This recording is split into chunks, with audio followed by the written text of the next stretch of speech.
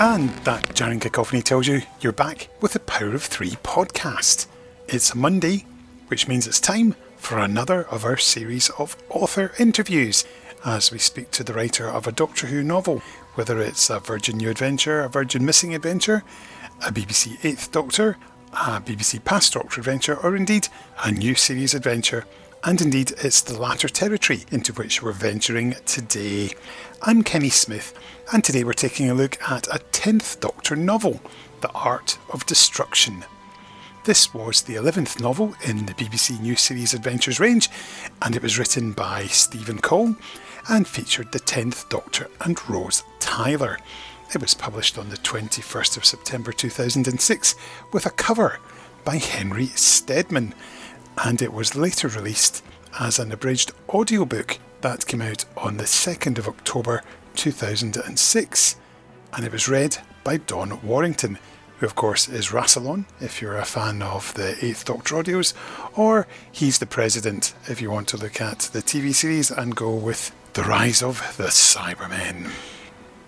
So let's have a look at the cover, shall we?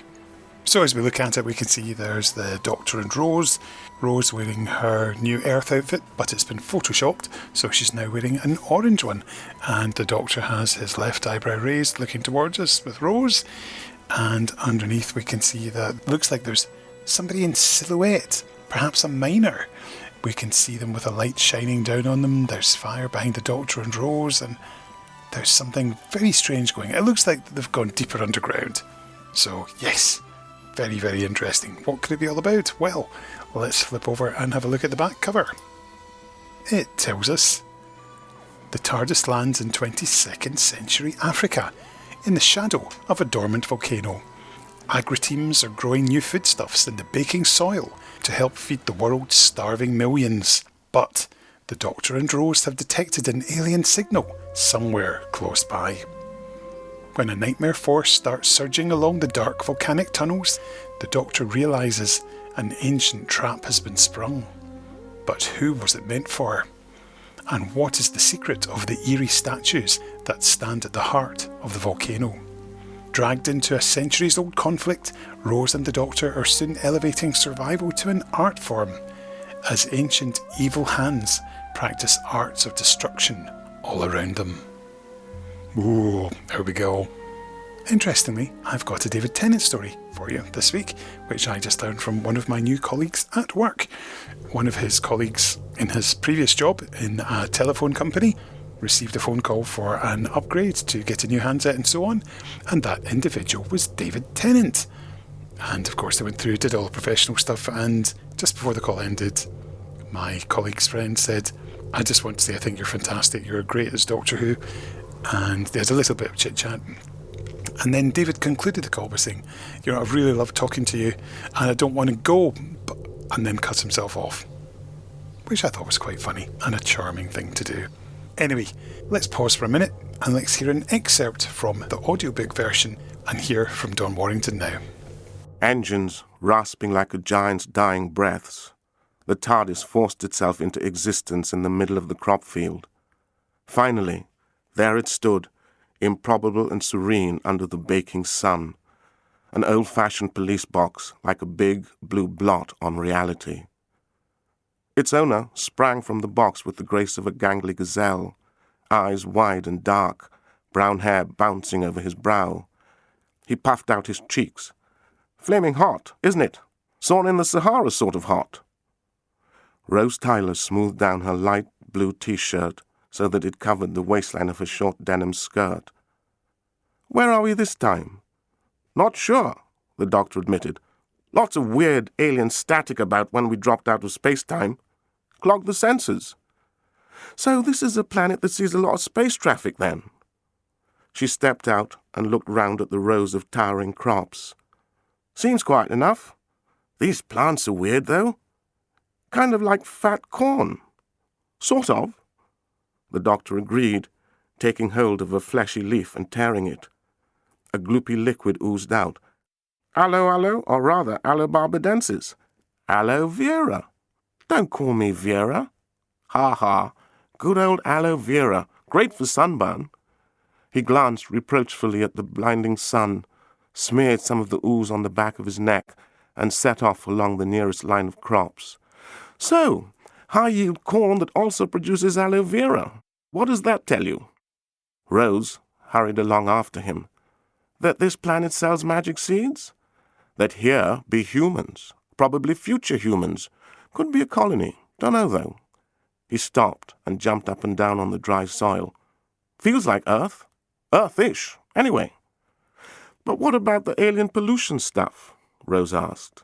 Seems to me... Don't move, snapped a low, warning voice close by. As I was saying. The doctor held obligingly still as gun barrels pushed out from both sides of the foliage. Seems to me we're in something nasty and smelly, but probably very good for the crops here. Rose had half expected alien nasties to reveal themselves holding the high-tech rifles, so it was with relief that she saw they were very definitely human. 2 black men. One was in his 30s, the other was around her age and good-looking. How did you 2 get in here? Asked the older man. The doctor nodded cheerily to the plants waving around them. We often just crop up. Basil, do you recognize them? The younger man sounded defensive. Why should I? You spent enough time at the 8 camps.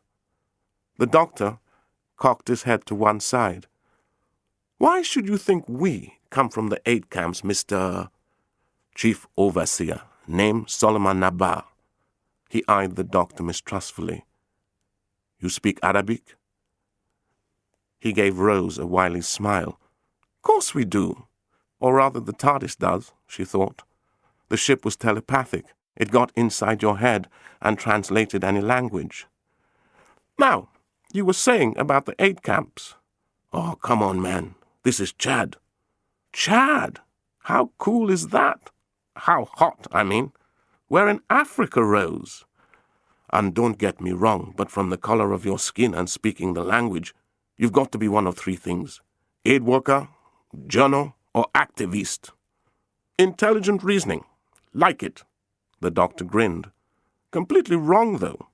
We're travelers, that's all. I'm the doctor, and this is Rose. Rose was busy angling her head to check out Bazel's watch. It obligingly told her it was 16:47 on the 11th of April 2118. She felt a familiar tingle of disbelief. To these blokes, her time was as dim and distant as the Victorians were to her. She wondered at all the things that must have changed since her own day.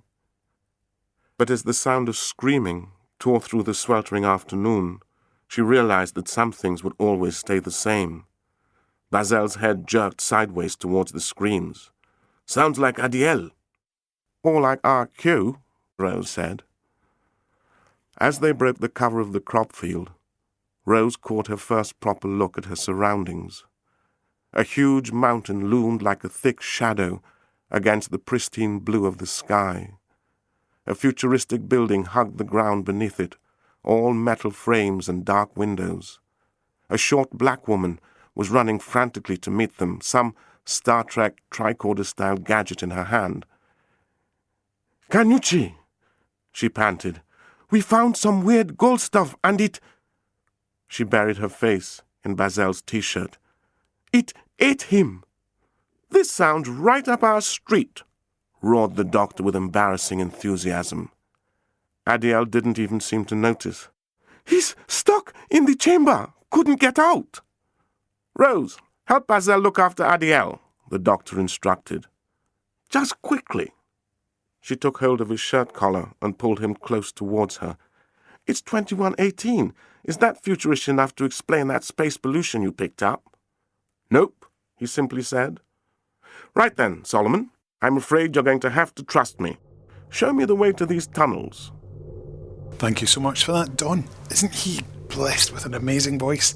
I see him virtually every night because Death in Paradise is always on, so you invariably see Don Warrington there and just get to listen to him talk. I could listen to him read the phone book. Wonderful. Thank you very much to BBC Audio for that clip. If you want to get a nice pristine digital download or a physical copy, you can buy it as part of the 10th Doctor Novels Volume 5, which was released by BBC Audio back in November 2022. It's available alongside The Stone Rose by Jacqueline Rayner, The Feast of the Drowned, also by Steve Cole, The Resurrection Casket by Justin Richards, The Nightmare of Black Island by Mike Tucker, and also The Price of Paradise by Colin Bragg. So there you go, several ways of getting your hands on it if you don't already have it. Now, let's pause, and we're going to meet the man behind the book, the man who put finger to keyboard, and who brought us this exciting adventure with the worms. Let's let him say hello. Hi, my name is Steve Cole. I'm the writer of Doctor Who and the Art of Destruction. Oh, and the Art of Destruction. That's what its proper name is in your head. Exactly, that's the name in my head. As it should be. Now, I was recently watching a video on YouTube from a writers' festival at which you said that you wrote this one in a slightly different way, as you didn't have this one fully planned out as you would normally have done. Yes. Yeah, that was an experiment because, my other job is a children's author, and I go around schools a lot, enthusing children about creative writing and the possibilities therein. And one of the things their teachers always tell them is that a short plan is very, very helpful. And of course it is. And in Doctor Who terms, we need that short plan in order to secure a commission. As with anything else, you have to say what's the story's about. So I had the basics of the story in place, of the Valnaxi hiding their art treasures inside a volcano, and some persecuting aliens coming to get those things, but things are not what they seem, as Terrence Dicks would say. And I always go around telling children that they should write these plans and how helpful it is. And I started thinking to myself, am I actually making this up? Am I just parroting the received wisdom of their teachers? And would they actually be far less constrained if they just let their imaginations run full pipe and just plough through it? Anyway, so I decided that I would attempt this with The Art of Destruction, that having had my short synopsis, that would be enough to fill out a 50,000 word novel. Spoiler alert, it is not enough. I turned down several blind alleys. I had characters were coming in who actually didn't have enough to contribute because I didn't plan it. So I had to go back and plan things properly, and I did do it slightly differently in as much as I planned not all the way to the end, but I planned like section by section. The next 10,000 words, the next 10,000 words, and so on. So it made it an interesting experience, but not one of my fondest. It's an interesting setting, the fact that you're taking the TARDIS to Africa, which is not the sort of place that it normally goes to. Yes, I wanted to do something a bit different. You're always trying to do something that you think won't come up in the show, because there's nothing worse than writing a synopsis and spending ages thinking of, what you think is a great little story, and you send it off, and a script editor in Cardiff comes back and says, no, sorry, we're planning something like that for next year, and the whole idea is gone. So you try and think of something that would be more difficult to realize. And I felt having those those vast African vistas would be, obviously later on, such an objection would be unthinkable, because obviously Doctor Who's travelled all over the world in search of some fantastic locations. And only shortly after The Art of Destruction, having set it with the big African volcano, of course, the show itself did The Fires of Pompeii with a more European volcano. So I wasn't being really as clever as I hoped I was by bringing in elements I thought would be difficult to realise for the TV show, because the TV show went to those places and did it all terribly well. I think it's great, just sort of very much, by this point, you can tell that you've got a really good handle on Tennant and Rose, obviously having written for them previously, and just, you've got that shorthand now. You've got the new series rhythms as well. Yes, it was. I think I went pretty much from Feast of the Drowned straight into Art of Destruction. I think Justin Richards asked me to do another because Feast of the Drowned had gone down well. And I think Art of Destruction was the second round of Tennant novels. So, yeah, so it would have been straight in. So, and obviously I was loving it on TV, and it was just a joyous time to be alive and a Doctor Who fan. The show was going from strength to strength. The Doctor and Rose were a brilliant team. And yeah, you could visualize everything and imagine it so much more clearly. When I'd written Feast of the Drowned, I hadn't had a lot of Tennant to go on. Only the bits I'd been allowed to see early, the sort of like the rough cuts of School Reunion and Tooth and Claw and New Earth. So there was a bit more to go on by this time. And episodes that I'd watched several times over and over again. So yes, it was nice to fully inhabit that world and give the Doctor and Rose big old jolly adventure. Some wonderful imagery in here, particularly the police box in the middle of Africa, and then all of a sudden it's covered in manure type stuff and earth for, may I just say, fantastically titled worms, which work brilliantly with the Scots accent. They do, they certainly do. Only Don Warrington had attempted a Scottish accent for them for the audio version of The Art of Destruction. Yeah, the worms came about, again, from... And I think this actually might be the very school event I was doing, which had inspired me not to do the planning, because I was doing an event with Justin in Greenwich, I think, and we were talking to these kids who'd been bussed into a Waterstones there. And we were talking about that, and we were talking about monsters and how you could create monsters, just doing a sort of simple creative writing exercise. And this 9-year-old started saying you could have these monsters that have guns that fire bugs and insects that strip the flesh from your bones. I thought, that's a brilliant idea. I'm nicking that completely. And I told her, I said, I am going to nick that in the next book I'm writing, The Art of Destruction. So watch out for those monsters and their guns. So the worms came out from that. And I thought it was lovely that the audience of Doctor Who was kind of contributing monsters to the official tie-ins. So, yeah, I think the whole thing of art treasures hidden in that way came from, what happened in real life, of course, during World War II, when art treasures were removed from all the museums. In case of the Nazis coming and looting them, they were hidden inside a mountain in Wales, I think. So it was a case of some alien art creators and hoarders storing them or hiding all away in a volcano in Africa, a little more exotic and on a grander scale. And obviously using this as a trap for the creatures they know will come to try and steal them. So I think that's where the core of the story came from. Oh, core is one of the worms as well, isn't he? There you go. That's a little Art of Destruction joke there for you. Aha. Yes.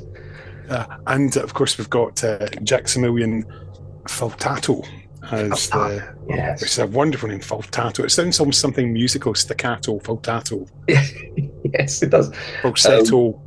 Faltato, yes. It was a creature who spoke in many tongues, so I gave him many tongues.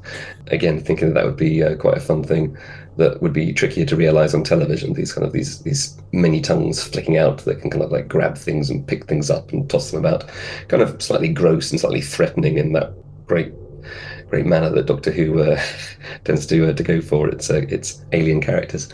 So yeah, Faltato was a bit of fun and sort of like, I think leavened things a little bit, because it's actually all the kind of the Gollum stuff. There's a lot of body horror going on. I think I should have really called it the Gold Death or something, with these this golden stuff going along and absorbing animals and turning all sorts of creatures into golems. There's a lot going on in The Art of Destruction. I think this might be a side effect of planning as I went along. So I'm not 100% sure that it works as well as some of the others, but I haven't gone back to reread, but I've seen it. I had good feedback at the time, and still the royalty checks, trickle in, suggesting that people are still buying it and reading it. So, what more can you hope for? Even more royalties.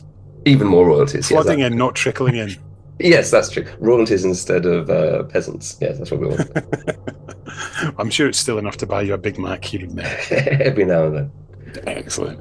So, what about you're creating the guest characters, the likes of Adele and Basel?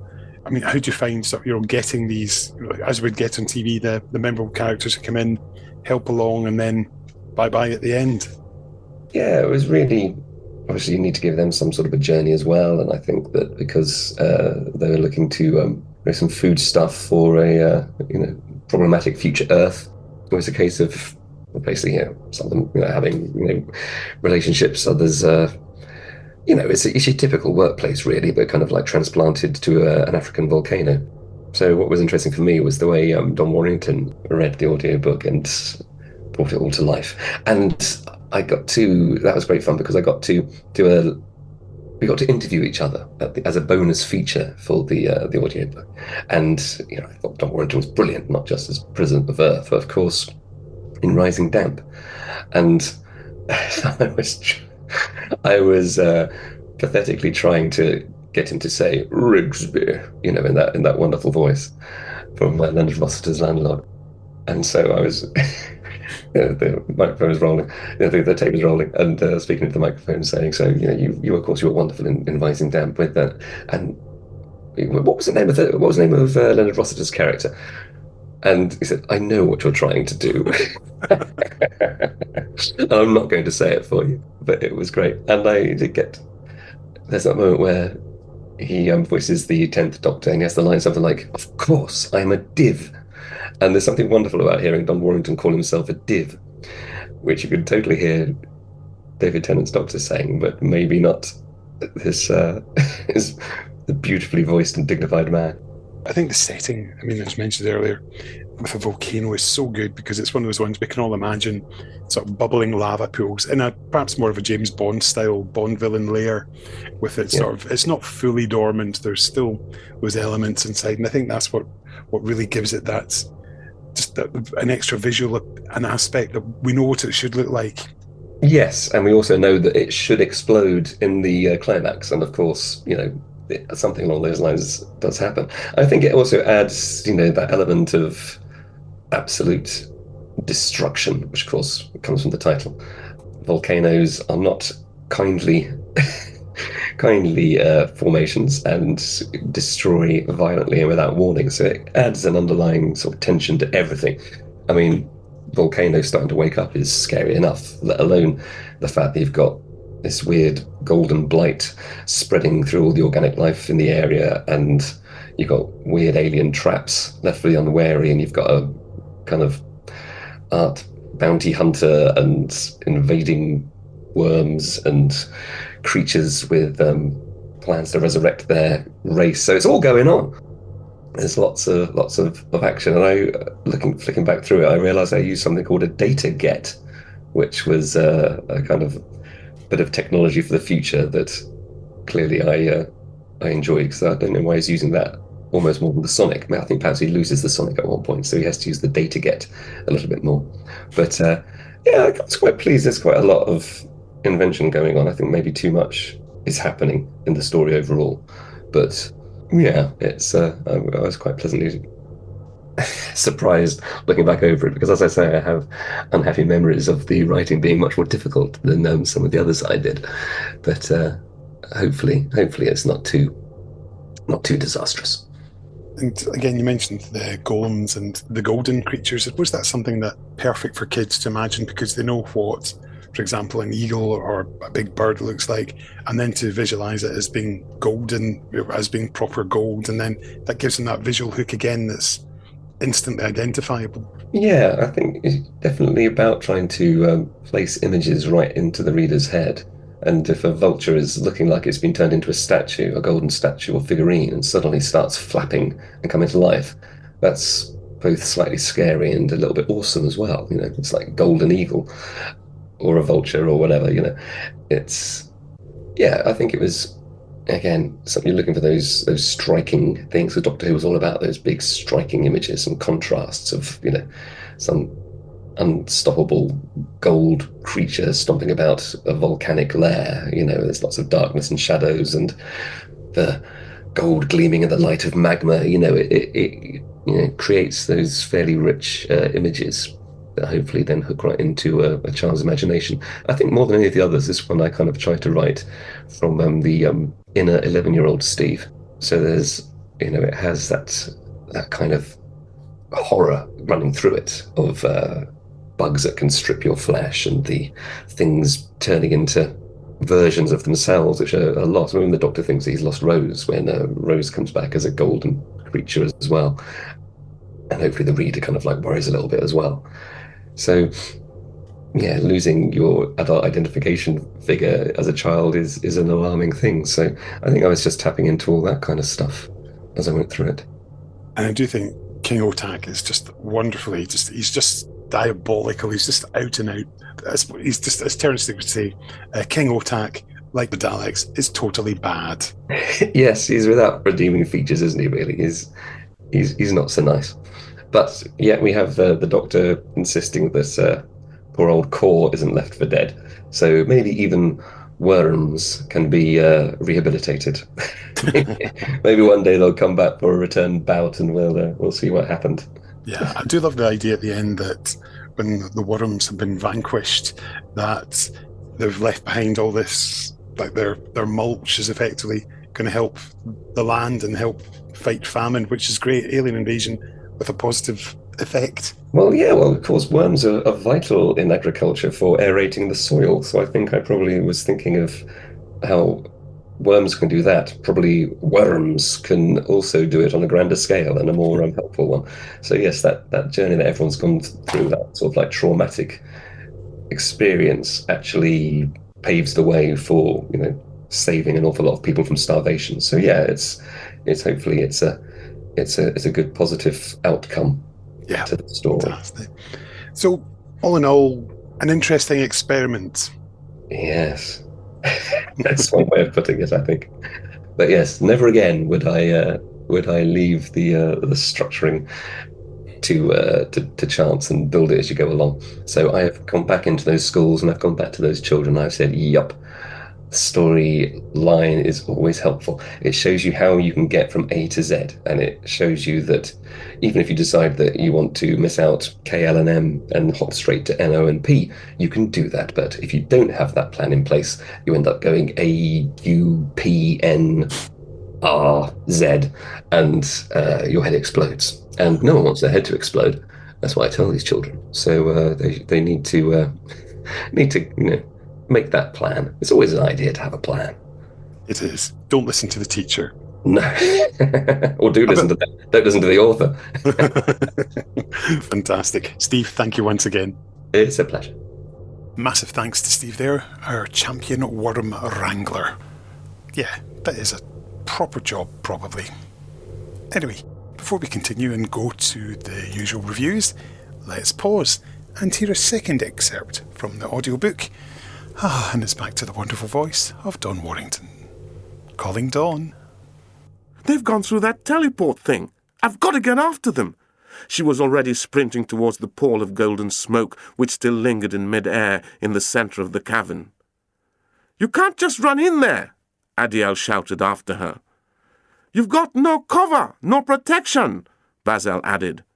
Rose skidded to a halt beside the floating egg-shaped transporter. He was right. What the hell could she do? Then, mind-racing, she took in the assortment of canvases and statues piled up inside the transport, and a slow smile spread over her face. The Doctor watched helplessly as Otak led a squad of 20 worms straight into the throne room. A magma guardian split itself into smaller blobs and rolled forwards to attack. 3 worms were turned into golden statues, only to be blasted by their fellow troopers a moment later. The male and female were crouching behind the thrones out of sight, looking terrified, and with good reason. Otak was pushing through his writhing warriors, transfixed by the bodies on the thrones. "Valnaxi!" the king roared. "Surrender your treasures to me!" Then one of the worms saw the Doctor, shot a laser bolt in his direction. "Oi!" the Doctor complained, ducking aside. "I'm neutral in all this." He began to climb towards the rocky roof, past various panels in the wall. Guidance and crew systems, he noted, interested despite himself. Not just a throne room, then, a flight deck. Another bolt of laser fire buzzed past him, and the doctor looked down at the worms crossly. Boiling lava was raining down on King Otak, scorching skin and soil alike, but he seemed oblivious to anything except crowing over the remains of the Valnaxi Council. "Beg for your lives," he commanded. "In the name of the 5 curves of the Worm Empire, I kill you."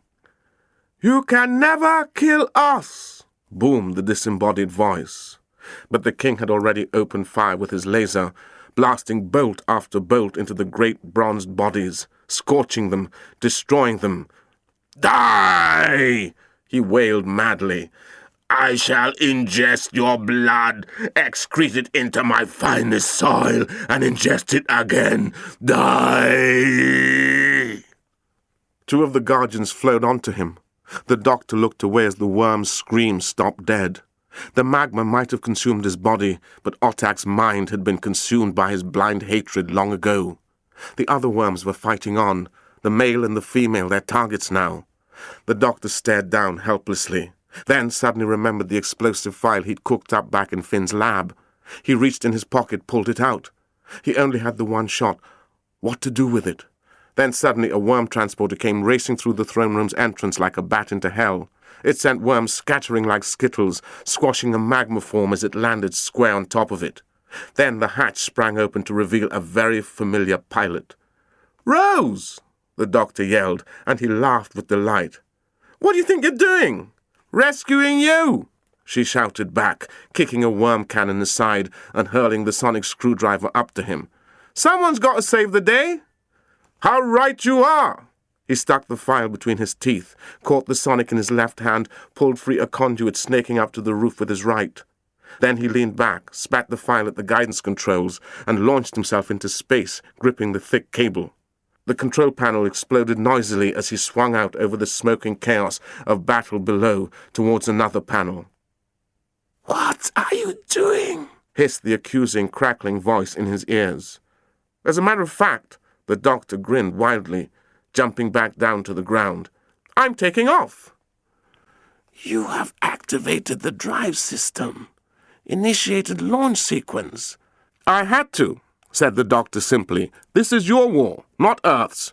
Whoever wins or loses, this planet's people will be destroyed." Rose smiled at him uncertainly. "So, you're forcing a draw?" He nodded as the arena shook with the blast of some colossal explosion deep beneath it. "The ship's going to take off, and it'll take most of this volcano with it. I had to make the call. Everyone on this planet or us." "Us?" said Rose. "Afraid so," he said, as the vibrations worsened around them and dust and debris began to trickle from the ceiling. "The teleport's power feeds were damaged in the fighting. Even if we survive the takeoff, we'll be trapped here for the rest of our lives." "That will not be long," rasped the battle-scarred worm behind them. She heard a whir of gears as its gun attachments extended, then the buzz of the sonic screwdriver. The worm screeched as its gun started to jerk about. "I've turned his battle implants up to 10, said the doctor. "Should put him out for a while." But Rose was staring the other way, as a faint trail of golden light appeared like stardust. "Doctor, the teleport!" she shouted. "The worms used their communicators to open it, boost the frequencies or something."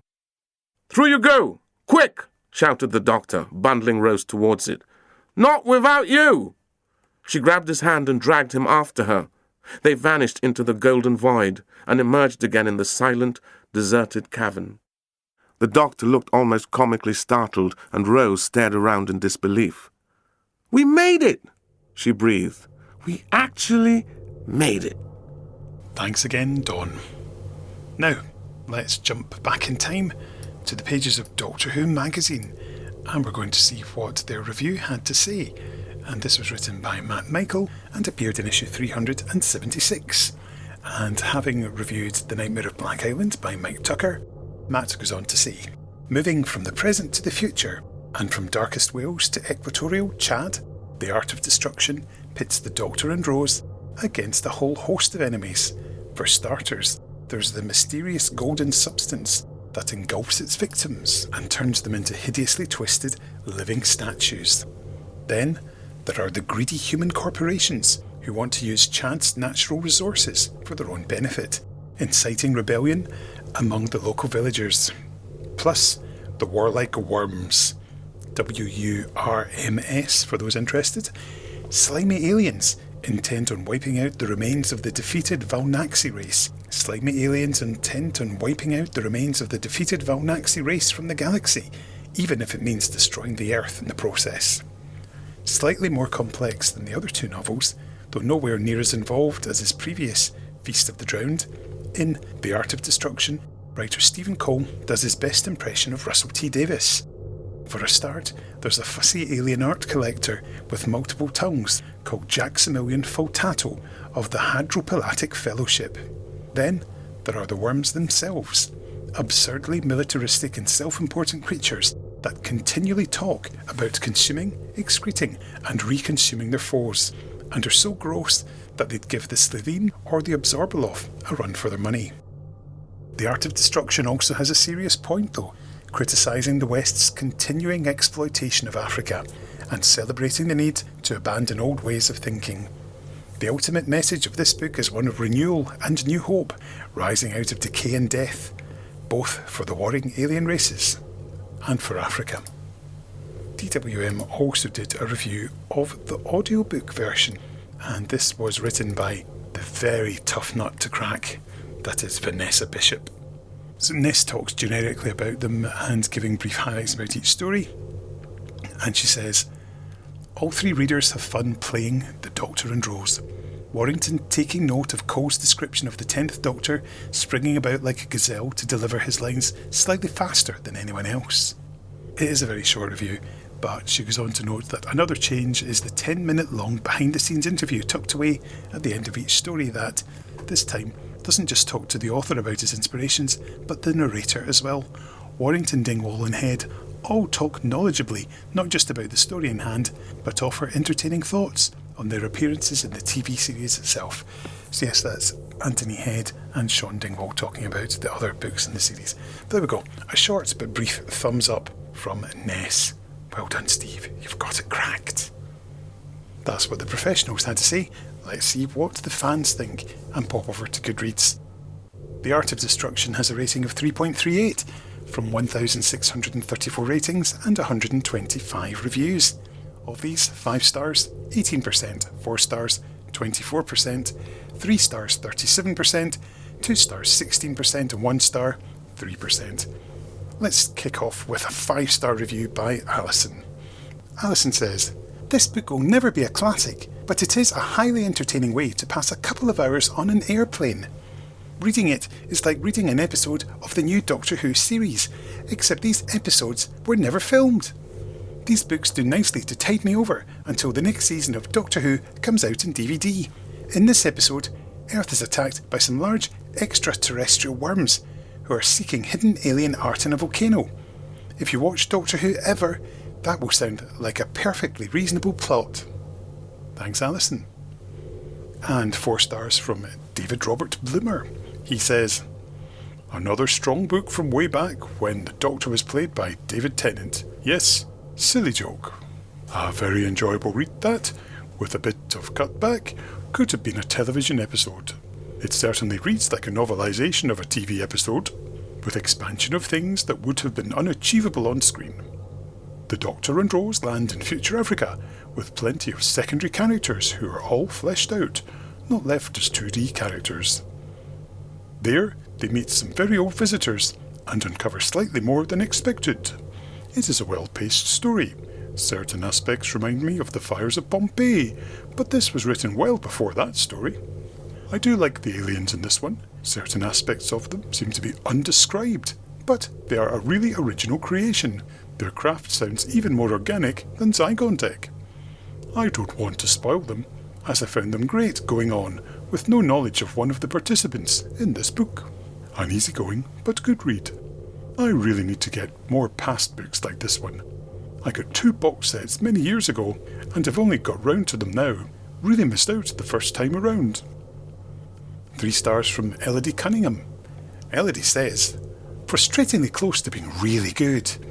In places, over-convoluted. In others, underdeveloped. And, with plots like that, feel like they should have been thematically resonant with each other, but never quite reached that. I did enjoy it though, and I definitely think I enjoyed it more than I would have if I'd read this one as a kid. The characters are the best part, as well as the glimpses at some really interesting motivations. It's just a shame they're put in the back seat for the overcomplicated bird versus worm art war that just isn't nearly as compelling. Also, this is probably a nitpick, but they kept using the phrase art treasures as if that's something everyone says, and it feels real weird.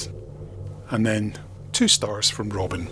Robin says, it wasn't until halfway through that I really got into the swing of the story, though that may be more down to crap in life than the book itself.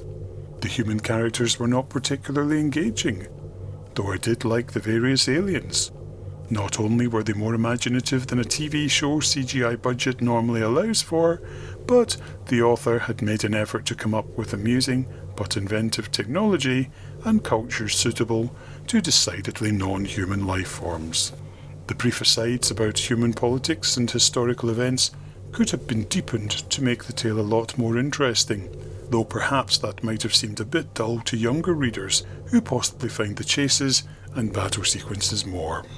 Finally, it's a 1-star review from Mary Ellen. I am tempted to read this in a Texan accent, but I can't do a Texan accent, so I won't. Instead, you'll get my usual sub-Rick mail for an angry reader.